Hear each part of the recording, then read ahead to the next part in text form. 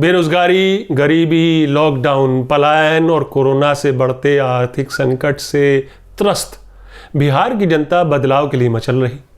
बिहार के मुख्यमंत्री नीतीश कुमार के खिलाफ जैसे जैसे वोटरों का गुस्सा बढ़ता जा रहा है, वैसे वैसे नीतीश कुमार की भाषा अमर्यादित होती जा रही। अपने चुनावी भाषण में नीतीश कुमार ने आरजेडी के नेता और पूर्व मुख्यमंत्री लालू प्रसाद यादव पर पर्सनल अटैक किया। लालू यादव कहा कि जो नेता 8-8, 9-9 बच्चे पैदा करता है उसके हवाले बिहार कैसे छोड़ा जा सकता है। यानी वो अपने पर्सनल विकास में ही लगा हुआ है, ये कहने का मतलब था। नीतीश के स्तरहीन बयान पर पलटकर तेजस्वी यादव ने भी कहा कि प्रधानमंत्री मोदी भी अपने माता पिता की छठी संतान है। बिहार में बुधवार को पहले राउंड के वोट डाले जाने हैं। इस मुद्दे पर मैं आगे तफसील से बात करूंगा कि आखिर कैसे दो युवाओं ने नीतीश कुमार के दिन का चैन और रातों की नींद खराब कर दी है। लेकिन आज बात काउ विजिलेंटिज्म की, बात इसकी कि आखिर गो हत्या के नाम पर कब तक बेगुनाहों को सड़कों पर निशाना बनाया जाएगा। बात योगी के उत्तर प्रदेश सरकार की, बात इंसाफ की। इलाहाबाद हाई कोर्ट ने आज शामली के रहने वाले रहमुद्दीन को बेल दे दी, जमानत दे दी, जो 5 अगस्त से गोहत्या निरोधक कानून के मामले में जेल में थे। लेकिन इसके साथ ही हाई कोर्ट ने एक बहुत ही महत्वपूर्ण टिप्पणी की। हाई कोर्ट ने कहा उत्तर प्रदेश में गो हत्या निरोधक कानून का बेजा इस्तेमाल हो रहा है और बेगुनाहों को निशाना बनाया जा रहा है। तो क्या यूपी सरकार लोगों के खिलाफ फर्जी केस बना रही है इन मामलों में? नमस्कार, मैं हूं आपका न्यूज़ बाज प्रभात शुंगलू। मेरा आज का सवाल, क्या हाईकोर्ट के फैसले के बाद यूपी सरकार को अल्पसंख्यकों का विश्वास जीतने की पहल करनी चाहिए? अपने जवाब हाँ या ना में जरूर दीजिएगा।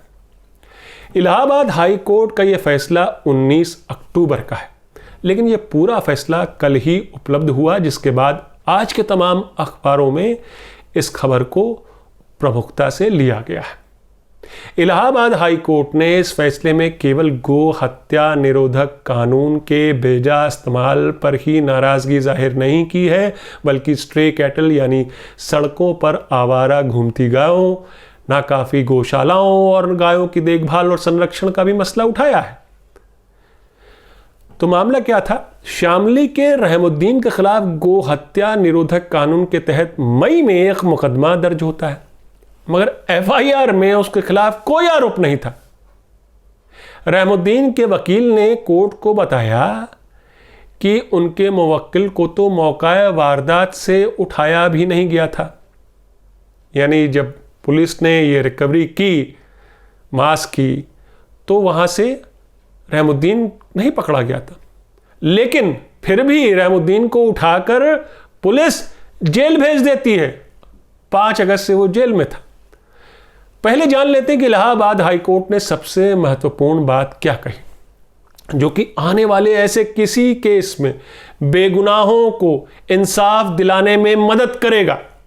हाईकोर्ट ने कहा, जब भी किसी शख्स से कोई मांस जब्त होता है तो बिना जांचे परखे यह मान लिया जाता है कि वो जरूर गाय का मांस होगा, बिना जांचे परखे।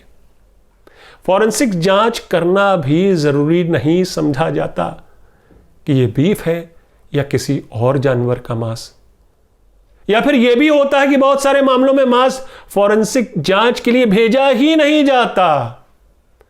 यहां पर ठहरकर मैं हाईकोर्ट के इस आदेश से, इस टिप्पणी से सहमति जताते हुए यूपी सरकार से यह सवाल पूछना चाहता हूं कि आखिर जब्त किए हुए मांस को फॉरेंसिक जांच के लिए क्यों नहीं भेजा जाता?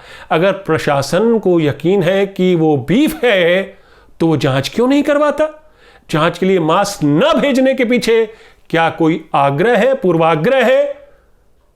क्या प्रशासन या पुलिस किसी खास तबके के लोगों को तंग करना चाहता है? और ऐसा है तो क्यों? क्या ऐसा करना उसकी राजनीति को और चमकाने का जरिया है?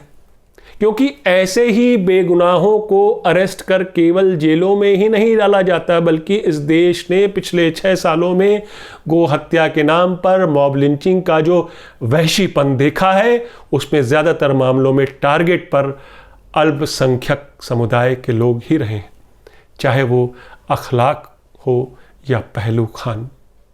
पिछले कुछ सालों में मॉब लिंचिंग की घटनाओं में भारी तेजी आई है। 100 से ज़्यादा लोग मारे गए हैं। इसमें से ज़्यादातर अल्पसंख्यक समुदाय से जुड़े लोग हैं। यही नहीं, बल्कि बीजेपी सरकारों पर हत्या के आरोपियों को संरक्षण देने का भी आरोप लगा।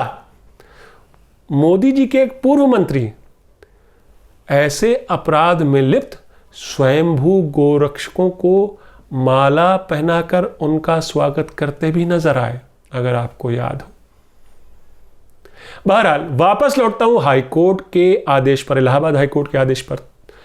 तो इलाहाबाद हाईकोर्ट ने कहा, एक तो प्रशासन जांच के लिए मास भेजता नहीं, और नतीजा ये होता है कि कई दफे आरोपी उस क्राइम के लिए जेल भेज दिए जाते हैं जो उन्होंने किया ही नहीं।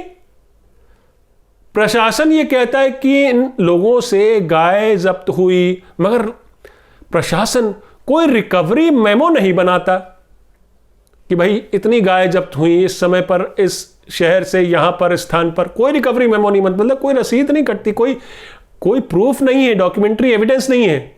और यह भी पता नहीं लगता, कोर्ट बोल रहा है, यह भी पता नहीं लगता कि रिकवरी के बाद गाय गई कहां। यानी कोर्ट ये साफ इशारा कर रहा कि बेगुनाहों के खिलाफ फर्जी केस बनाए जाते हैं। सवाल उठता है कि मुख्यमंत्री योगी जी के शासन में ऐसा क्यों होता आया है। यूपी सरकार कैसे शक के बिना पर पुलिस केस ठोक रही और उसकी क्या मंशा है, उसका अंदाजा इस बात से लगाया जा सकता है कि कई मामलों में तो ऐसे आरोपियों को एनएसए कानून के तहत भी गिरफ्तार किया जा रहा है। केवल गोहत्या निरोधक कानून के तहत ही नहीं, एनएसए लगाया जा रहा है। इंडियन एक्सप्रेस ने यूपी सरकार के हवाले से ही एक आंकड़ा दिया है कि 139 में से 76 मामले ऐसे हैं जिनमें इन आरोपियों पर नेशनल सिक्योरिटी एक्ट यानी एनएसए लगाया गया।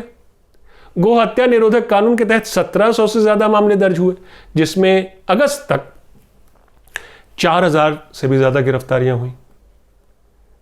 इंडियन एक्सप्रेस की ही रिपोर्ट में एक डेटा और दिया गया जिसके मुताबिक यूपी में 32 मामले ऐसे भी थे जो सबूतों के अभाव में बंद कर दिए गए, यानी पुलिस को सबूत मिले ही नहीं।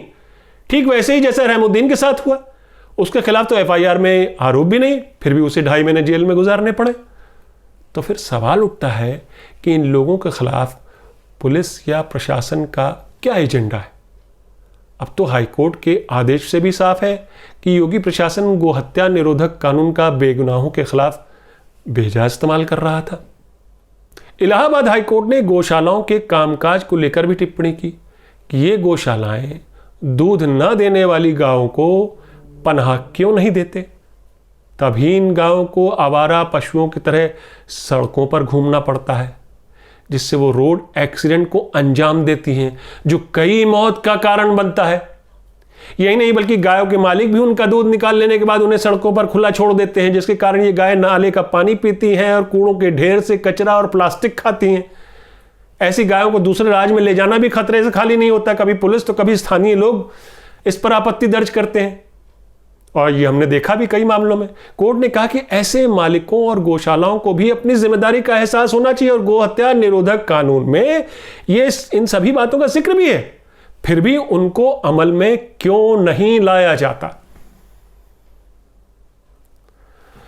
वापस लौटता हूं बिहार के मुद्दे पर, नीतीश की उस अभद्र टिप्पणी पर, लालू यादव के परिवार पर किए गए पर्सनल अटैक पर, लालू यादव पर किए गए पर्सनल अटैक पर। इस चुनाव में अपनी सरकार की नाकामियों को छुपाने के लिए विरोधी लालू यादव और उनके परिवार पर लगातार निशाना बना रहे हैं नीतीश कुमार। मानो पिछले 15 साल से नीतीश और बीजेपी नहीं, बल्कि लालू यादव ने बिहार पर राज किया। वो लालू यादव जो कि जेल में है, सजा काट रहे। क्या बोले लालू यादव को लेकर नीतीश कुमार? वो लालू यादव जो जेल में है, तो नीतीश कुमार मंच से जनता से पूछते हैं अपने भाषण के दौरान, किसी को चिंता है? 8-8, 9-9 बच्चा बच्ची पैदा करता रहता है, बेटी पर भरोसा ही नहीं, कई बेटियां हो गई तब बेटा हुआ। कैसा बिहार बनाना चाहते हैं? ऐसा ही बिहार बनाना चाहते हैं? अगर यही लोगों का आदर्श है तो समझ लीजिए बिहार का क्या हाल होगा। कोई पूछने वाला नहीं रहेगा, सबका सब बर्बाद हो जाएगा। तो इस स्तर पर अब नीतीश कुमार पहुंच चुके हैं कि जेल में बैठे एक नेता पर भी वो पर्सनल अटैक कर रहे हैं। बार बार वो लालू यादव का ही नाम लेते हैं, अपने काम का जिक्र क्यों नहीं करते? लालू यादव ने जो बिहार का विकास किया या नहीं किया उसको पैमाना बना के ही तो नीतीश जी आप 2005 में पहली बार बिहार के मुख्यमंत्री बने थे और पिछले 15 साल से गद्दी पर आप बैठे हैं। आप तो अपने कामकाज की बात कीजिए, लेकिन विकास के कई पैमानों पर बिहार आज भी पिछड़ा हुआ क्यों है? ये सवाल, और इस सवाल का जवाब तो आप ही बता सकते हैं। राज्य को विकास के रास्ते पर लाने में नीतीश कुमार इस बुरी तरह नाकाम क्यों हुए? हिंदुस्तान के सभी राज्यों में बिहार ह्यूमन डेवलपमेंट इंडेक्स में सबसे नीचे है। ये HDI क्या है? ये नापता है राज्य में लोग सेहतमंद और लंबी जिंदगी जी रहे हैं या नहीं, पढ़ाई और ज्ञान की सुविधाएं मिल रही हैं या नहीं, और उनका स्टैंडर्ड ऑफ लिविंग क्या है। इन सभी पैमानों पर बिहार 35 राज्यों में सबसे नीचे है। यह है नीतीश कुमार की पिछले 15 साल की उपलब्धि। 27 सालों में कुछ नहीं बदला है, नीतीश के 15 सालों में भी नहीं बदला। ह्यूमन डेवलपमेंट इंडेक्स की जहां तक बात है, इसमें नीतीश और बीजेपी के 12 साल भी शामिल हैं। वही बीजेपी जिसके प्रधानमंत्री नरेंद्र मोदी सबका साथ और सबका विकास का नारा देकर सत्ता में आए थे 2014 में। दरअसल ह्यूमन डेवलपमेंट इंडेक्स में यूपी और बिहार दोनों ही पिछड़े हुए हैं। अभी कुछ देर पहले हम यूपी की भी बात कर रहे थे किसी और मामले को लेकर। अब बिहार में उद्योग क्यों नहीं आते, इसका भी एक तर्क है नीतीश कुमार के पास कि चूंकि बिहार लैंडलॉक्ड है, मतलब चारों तरफ राज्यों से घिरा हुआ है और बिहार में समुद्र नहीं है, तो इसलिए उद्योग तो उन राज्यों में जाते हैं जहां समुद्र होते हैं। अब बताइए, एक मुख्यमंत्री जो बिहार की तस्वीर बदलना चाहता था, मैं 2005 की बात कर रहा हूं, तब का कैंपेन भी मैंने नीतीश कुमार का बिहार में कवर किया, लालू यादव का भी किया जब वो पहली बार मुख्यमंत्री बने। आज वही मुख्यमंत्री जिसको लेकर पब्लिक बेचैन है, उसको हूट कर रही है उसकी रैलियों में, जो ऐसा उसको खुद दिख रहा है कि वो हार की कगार पर खड़ा है, वो ऐसी तर्कहीन दलील दे रहा है। अब चूंकि लालू यादव का बेटा तेजस्वी यादव नीतीश को चुनौती दे रहा है, ज्यादा भीड़ जुटा रहा है, नीतीश को चुनौती रामविलास पासवान के बेटे चिराग पासवान से भी मिल रही है। तो नीतीश की रैलियों में चिराग पासवान तो नहीं, चूंकि वो कभी NDA का हिस्सा थे, लेकिन नीतीश अपनी रैलियों में लालू यादव के खिलाफ काफी बोल रहे हैं। नीतीश की रैलियों में भी लालू यादव जिंदाबाद के नारे लग रहे हैं। मजेदार बात यह है।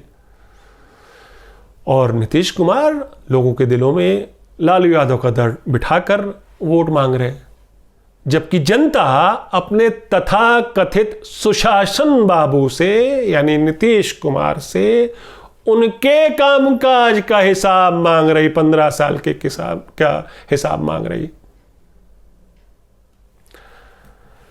लेकिन मेरा आज का सवाल गो हत्या को लेकर, इलाहाबाद हाईकोर्ट के आदेश और यूपी सरकार को लेकर है।